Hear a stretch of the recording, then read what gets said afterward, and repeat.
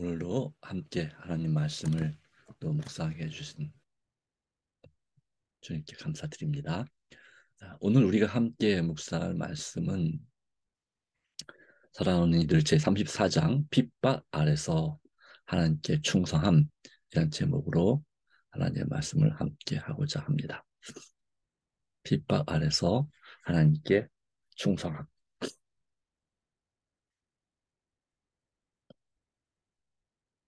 네. 사도행전 5장 30절, 32절의 말씀입니다. 사도행전 4장에서 바로 그 안진뱅이를 고쳐준 그때에도 이 법정 앞에 끌려갔었습니다. 그런데 이제 사도행전 5장에서 그들이 여전히 힘있게 복음을 증거할 때에 이번에는 모든 사도들을 다 잡아서 가두는 일이 있었습니다. 그런데 하나님의 역사로 그들이 기적적으로 그 감옥에서 풀려나서 복음을 전하다가 다시 이 사내들인 의회 앞에 끌려오게 된 모습을 봅니다. 사도행전 5장 30절 32절 말씀 가운데 너희가 나무에 달아 죽인 예수를 우리 조상의 하나님이 살리시고 이스라엘에게 회개함과 죄 사함을 주시려고 그를 오른손으로 높이사 임금과 구주로 삼으셨느니라. 우리는 이 일의 증인이요 하나님이 자기에게 순종하는 사람들에게 주신 성령도 그러하니라 하더라. 나무에 달아 죽인 십자가에 달아 죽인이라고 말하지 않습니다. 나무라고 표현하고 있습니다. 이것은 이 구약의 말씀 가운데 나무에 달린 자마다 저주를 받은 자라고 하는 그 말씀이 있기 때문에 그 말씀을 알고 있는 그것을 성취하기 위해서 하나님께 저주를 받게 하기 위해서 예수님은 의도적으로 나무에 달아 죽였던 바로 십자가라고 하는 나무 형틀에 달아 죽였던 유대의 지도자들을 예, 향한 말씀이죠. 일종의 어, 글쎄요. 질책, 꾸지람이라고 말하기를 좀 그렇죠. 어쨌든 그런 예수님을 죽게 한 책임이 당신들에게 있다라고 하는 간접적인 그런 말입니다. 물론 가능하면은 이제 마음이 상하지 않도록 하고자 의도했지만 어쨌든 이 사내들은 의회의 주요 지도자들은 대부분의 경우는 이제 바리새인들과 사두개인들이었습니다. 바로 그들은 예수님을 이 의도적으로 이렇게 한 것인데 우리가 다시 한번 반복해서 보지만 신명기 21장 23절 말씀 가운데 또 22절부터 사람이 만일 죽을 죄를 범함으로 내가 그를 죽여 나무 위에 달거든 그 시체를 나무 위에 밤새도록 두지 말고 그날에 장사하여 내 하나님 여호와께서 내게 기업으로 주시는 땅을 더럽히지 말라. 나무에 달린 자는 하나님께 저주를 받았음이니라 는 말씀이 있습니다. 그래서 하나님께서 보내신 그리스도이신 예수를 의도적으로 그들이 알지 못하여서 바로 하나님께 저주를 받게 하고자 이 신명기 21장 22절 23절의 말씀을 성취하고자 바로 이런 짓을 했는데 그것에 대해서 하나님이 살리셨다라고 말하면서 이스라엘에게 회개함과 죄사함을 주시려고 예. 그래서 회개함과 죄사함을 주시는 분은 누구십니까? 하나님이십니다. 우리가 우리 마음속에 정말 회개하고 싶은 간절한 생각이 든다면 그것은 하나님께서 특별히 성령 하나님께서 우리의 양심을 깨우쳐 주시는 죄에 대하여 책망하고 계심을 의미하는 것입니다. 그리하여 우리 마음 가운데 진실한 회개가 일어날 때에 죄의 결과 때문에 회개하는 것이 아니라 죄의 자체를 슬퍼하고 뉘우치는, 그리고 그것 때문에 상처받은 사람들에 대한 죄송함, 또 하나님께 대한 역시 그 죄송한 마음이 있어야 되겠죠. 내 자신에 대해서 마찬가지고, 내 자신, 하나님과 내 자신과 내 가족이나 이웃을 향한 그 지은 죄에 대하여, 하나님을 슬프시게 한 것에 대하여 진심으로 회개할 때 거기에 뭐가 있습니까? 죄사함이 당연히 주어집니다. 그를 오른손으로 높이사, 이 오른손은 하나님의 권능의 손을 상징할 때 오른손이라는 표현을 씁니다. 네. 하나님의 축복의 손, 권능의 손, 정의의 손, 바로 오른손. 예수님은 하나님 보좌 우편에 앉으셨죠. 역시 그것도 그와 같은 비슷한 의미가 있습니다. 임금, 바로 기름 부음 받은 자를 왕이라고 불렀죠. 유대인의 왕. 그러나 여기서는 단순히 유대인의 왕 정도가 아니라 하늘, 온 우주를 다스리시는 임금과, 그리고 우리 인류를 위한 구주로 삼으셨다. 구원하시는 주님. 물론 실질적으로 이제 우리 예수님께서 온 우주의 임금으로 취임하시는 그 대관식은 최후의 심판 때에 죄의 문제가 완전히 다 해결되는 바로 그때에 어, 일어나게 될 것입니다. 그것을 요한계시록 19장은 어린 양의 혼인잔치라고 표현하고 있죠. 어린 양의 혼인잔치에 참여하는 자는 복이 있도다. 그리고 그 혼인잔치 이후에 이제 대관식이 있게 되는 것입니다. 온 세상의 우주 만물의 의인이든 악인이든 모든 존재들이 예수님의 무릎에 무릎을 꿇게 하시고 라고 하는 이 빌립보서 2장의 말씀을 성취하는 말씀이 되겠습니다. 철장으로 만국을 다스릴 남자. 이것도 철장으로 만국을 다스릴 남자도 어떤 의미냐면 왕이 되신다는 의미입니다. 장차 철장으로 만국을 다스릴 남자라 그랬죠. 그러니까 요한계시록 12장의 말씀 가운데 나오는 말씀입니다. 그렇게 우리 주님은 참으로 왕이시고 주의 주가 되시는 바로 하나님, 아들 하나님이십니다. 우리는 이 일의 증인이요. 그렇습니다. 예수님의 사도들은 어, 이 일에 있어서 예수의 증인이었습니다. 그리스도의 증인이었습니다. 그래서 그리스도의 증인을 줄여서 그리스도인이라고 부르는 것입니다. 그리스도를 믿고 그리스도를 따라서 그분을 본받아 믿음으로 사는 사람, 그 사람들을 그리스도인이라고 하지만 그리스도의 증인의 줄임말이기도 합니다. 하나님이 자기에게 순종하는 사람들에게 주신 성령도 그러하니라. 성령께서도 예수님을 증거하는 거죠. 대언의 영이시고, 그래서 예수님도 증인이시고 우리도 증인이다 하는 것입니다. 성령 충만한 사람의 마음 가운데 성령께서 역사하시고, 바로 이 말씀을 성령의 감동으로 선포할 때 사실은 이 사내들 의회의 그 의원들이, 오늘날 우리가 말하는 국회의원에 해당하는, 이스라엘 국회의원에 해당하는 이 의원들이 마음이 찔려서 회개해야 되지만 그들은 더 화가 나서 예수를 믿는 이 제자들을 죽이려고 했습니다. 그리고 죽이려는 의도로 가뒀었고요. 예. 이제 그런 내용이 여기에 이 본문 이 34장에 나오는 내용입니다. 사도들은 큰 권능을 가지고 고통당하는 사람들을 고치며 십자가에 못 박히고 부활하신 구주를 전파하는 자비의 사업을 계속하였습니다. 그 결과 많은 사람이 계속하여 침례를 받고 교회에 들어와 교인 수가 증가되기 시작했습니다. 심지어는 제사장들의 무리들도 또 바리새인들도 예수님을 믿게 되는 일이 벌어지게 되죠. 그러나 그리스도의 신자들과 생각과 뜻이 같지 않은 사람은 단 한 사람도, 단은까지 아니고 한 사람도 연합하려고 하지 않았습니다.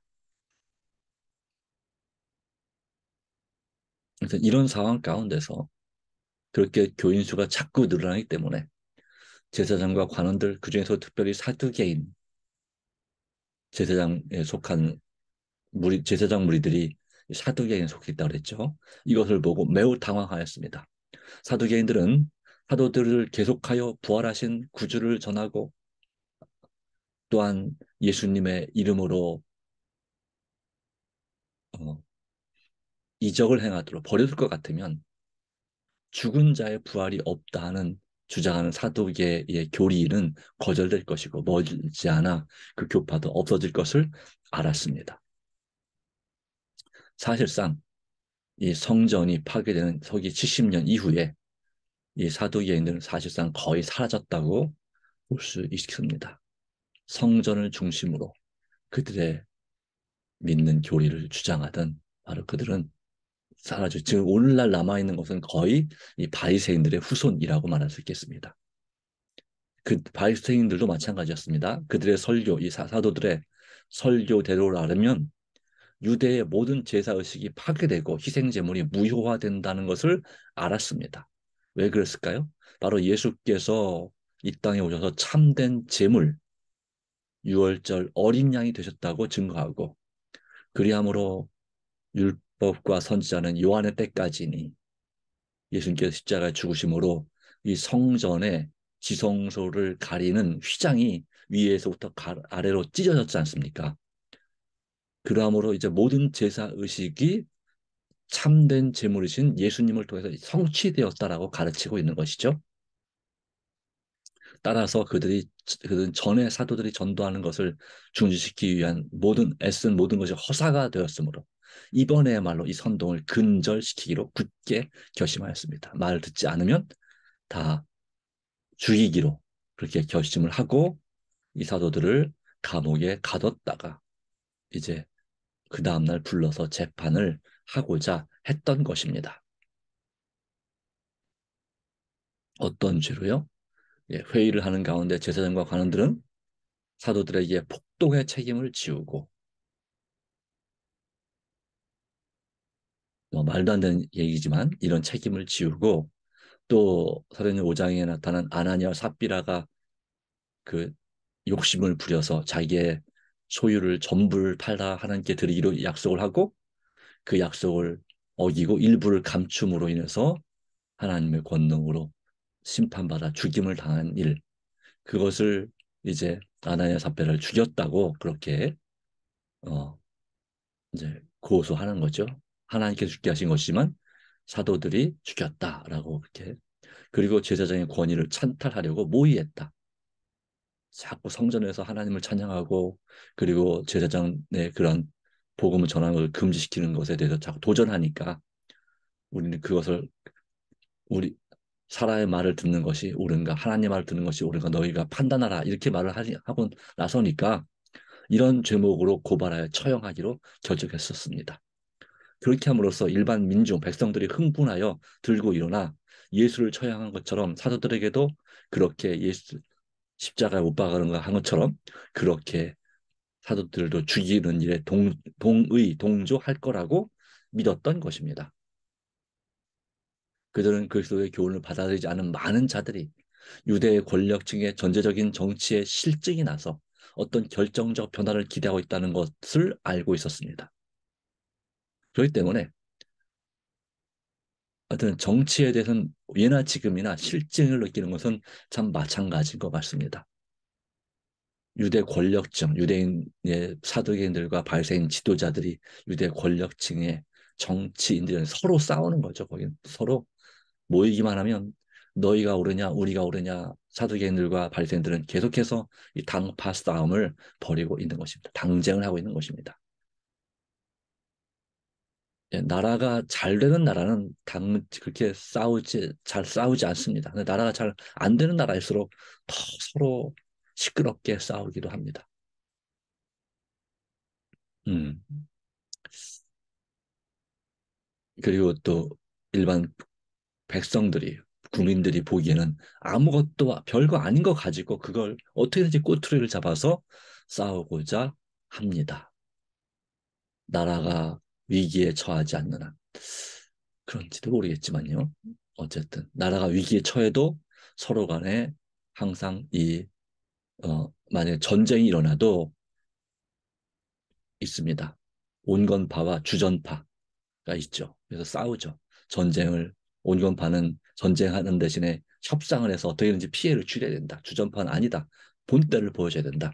싸워야 된다. 이런 거죠. 항복할 것인가 말 것인가 하는데도 역시 마찬가지였고, 하여튼 그런 싸움은 언제나 있어 왔습니다.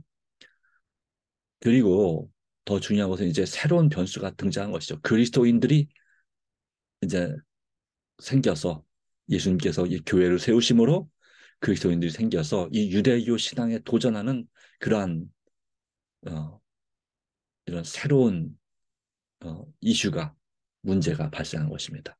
만약 이 사람들이 사도들의 신앙에 흥미를 가지고 이 정치에 그리고 권력에 현재 권력층의 실증을 느끼는 그 사람들이 이 그리스도인 신앙에 흥미를 가지고 이것을 받아들여 예수를 메시아로서 인정하게 된다면, 인정하게라도 된다면 온 백성의 분노가 제사장들에게 집중되어 그리스도를 살해한 책임을 지게 되지 않을까 두려워하였습니다. 그래서 그 책임, 그런 위험을 피하기 위해서, 이걸 방지하기 위해서 강경한 수단을 취하려고 결심하였던 것입니다. 네. 이 시간이 그리스도인들이 복음을 전파한 지 얼마큼 흘렀는지는 알 수가 없습니다.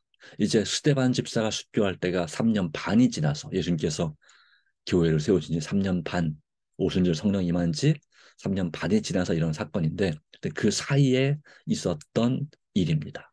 아마도 1년 남짓한 그 세월, 하여튼 길어야 2년, 하여튼 그 정도 시간에 벌어진 일로 볼 수 있겠습니다. 하나님께서는 그들에게 천사를 보내요. 그들을 보호하신다는 사실과 함께 사실을, 그리고 그들과 함께 하심에 대한 보증을 주셨습니다. 감옥에 가뒀는데 그 경비병들은 아주 철통같이 지키고 있는데 하나님께서 천사를 보내서 그들을 그 감옥, 아주 깊은 감옥에서 다 빼내서 성전에 가서 복음을 전하라라고 명하신 것입니다. 그리하여 이 사도들은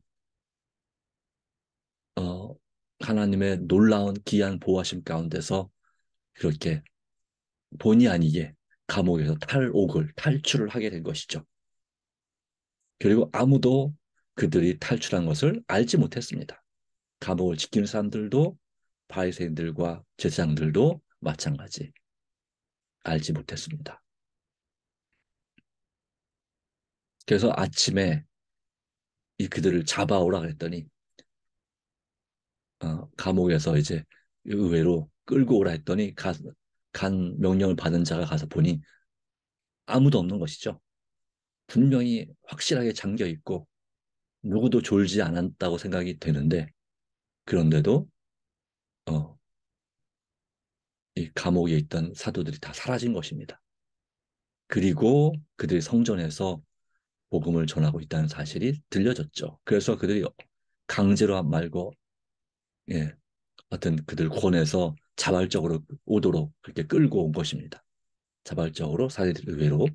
자, 이제 저희가 전하는 예수를 위하여 몸소 고난을 당할 차례였습니다.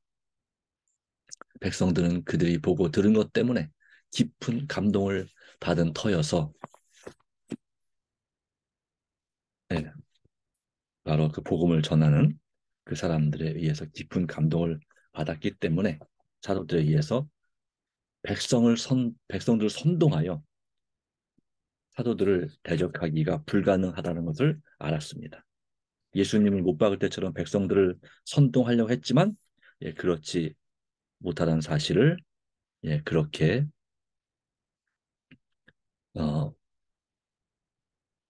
알았죠.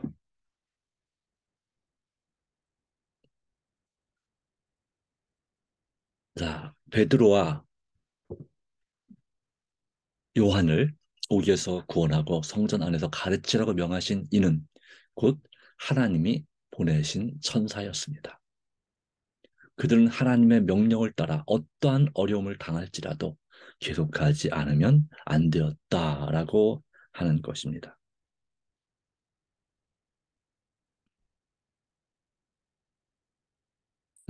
그들은 사도행전 5장 20절의 말씀처럼 가서 성전에 서서 이 생명의 말씀을 다 백성에게 말하라 라고 하신 그 말씀을 따라서 새벽에 성전에 가서 하나님의 말씀을 가르쳤다라고 하는 것입니다.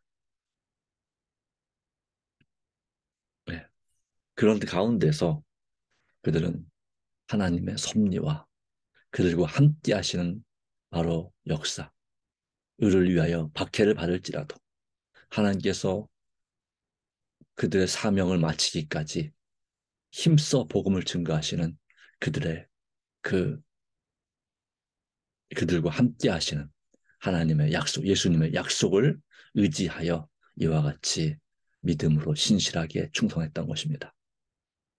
예수님께 말씀하셨죠. 마태복음 28장 19절 20절 말씀 가운데 그러므로 너희는 가서 아버지와 아들과 성령의 이름으로 그러므로 너희는 가서 모든 족속을 모든 민족을 제자로 삼아 바로 그렇게 그 이름으로 침례를 베풀고 내가 너희 분부한 모든 것을 가르쳐 지키게 하라. 그리고 말씀하시기를 20절에 볼지어다 내가 세상 끝날까지 너희와 항상 함께 있으리라. 이를 위하여 핍박을 받을지라도 감옥에 갇히거나 조롱을 받거나 채찍질을 당하거나 이 12 사도들도 마찬가지로 채찍질을 당했습니다. 예.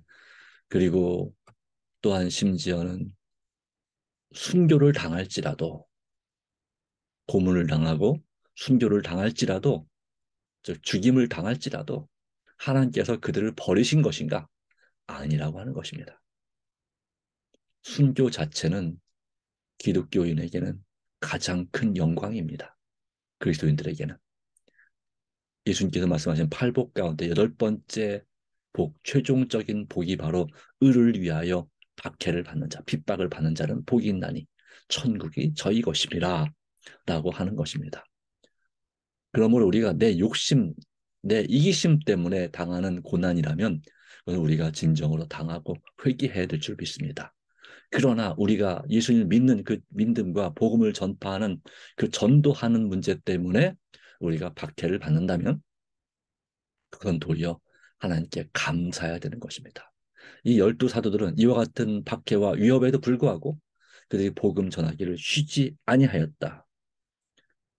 사도행전 5장 42절에 그들은 날마다 성전에 있든지 집에 있든지 예수는 그리스도라 가르치기와 전도하기를 쉬지 아니하니라라는 말씀이 있습니다. 바로 우리가 더욱더 성령의 충만함으로 뜨거워져서 예수님께서 그리스도이심을 또 이 마지막 때에 이제 다시 오시는 예수 그리스도 재림하시는 예수님에 관하여서 우리가 강하고 담대하게 바로 이때 하나님을 두려워하고 그에게 영광을 돌릴 시간, 심판하실 때가 이르렀음을 증거하고 사람들이 짐승의 표를 받지 아니하고 오직 하나님을 다르게 섬기는 것이 아니라 바르게 섬기기를 간절히 호소하는 그런 믿음의 사람들, 바로 초대교회의 이 정신을 회복하는 그리스도인들이 되어야 될 줄로 믿습니다. 이것이 바로 이 마지막 때의 우리의 사명입니다.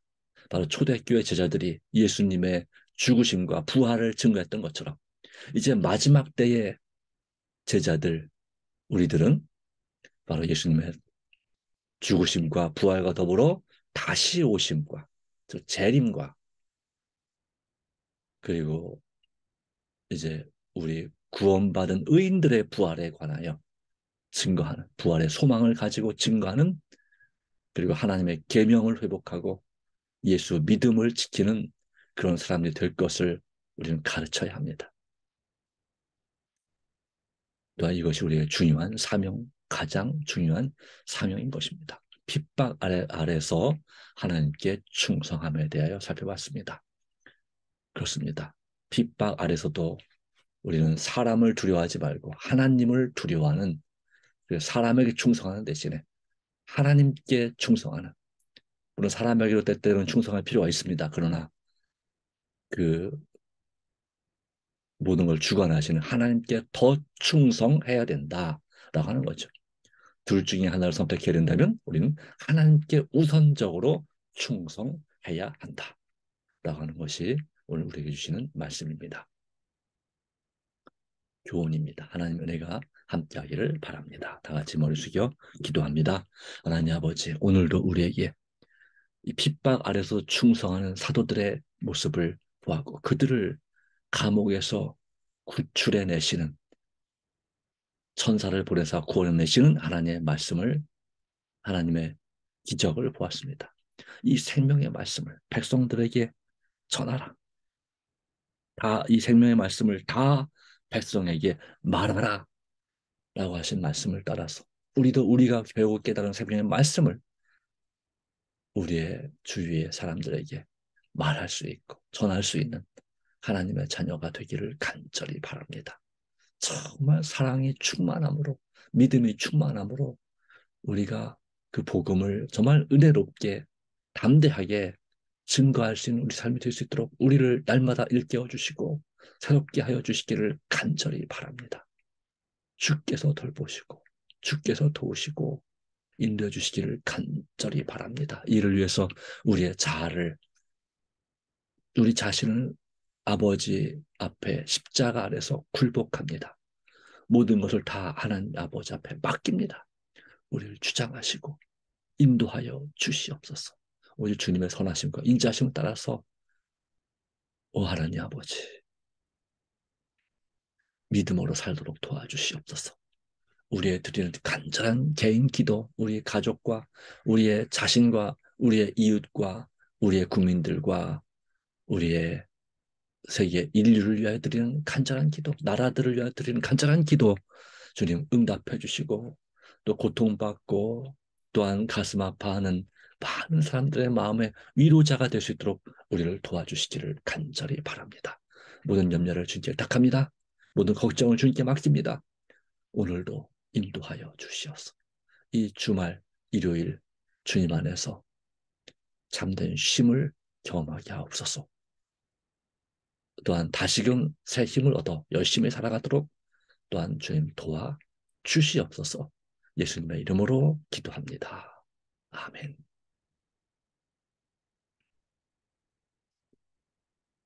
예, 감사합니다. 예, 개인 기도로 새벽 기도를 마치도록 하겠습니다.